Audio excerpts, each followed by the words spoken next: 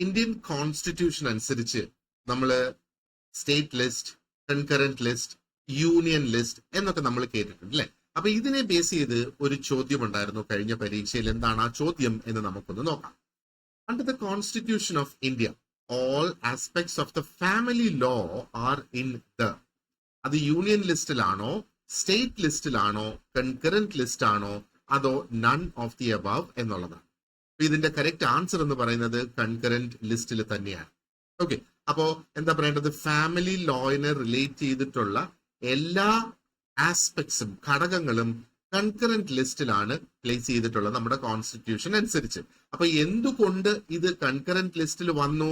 ഇത് കൺകറന്റ് ലിസ്റ്റില് ലിസ്റ്റ് 3 ആണ് ഓഫ് ദ 7th സ്കെഡ്യൂൾ അല്ലെങ്കിൽ ഷെഡ്യൂൾ ഇന്ത്യൻ കോൺസ്റ്റിറ്റ്യൂഷന്റെ.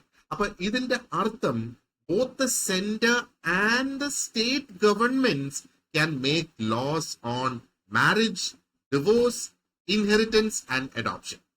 അപ്പൊ ഇതിനകത്ത് സെൻട്രൽ ഗവൺമെന്റിനും സ്റ്റേറ്റ് ഗവൺമെന്റിനും ഒരു സേ ഉണ്ട്. അവർക്ക് രണ്ടുപേർക്കും ഇതിനകത്ത് നിയമങ്ങൾ സൃഷ്ടിക്കാം. പക്ഷേ ഒരു കാര്യം നമ്മൾ മനസ്സിലാക്കേണ്ടത്, ഒരു കോൺഫ്ലിക്റ്റ് വരികയാണെങ്കിൽ central law prevails over the state law.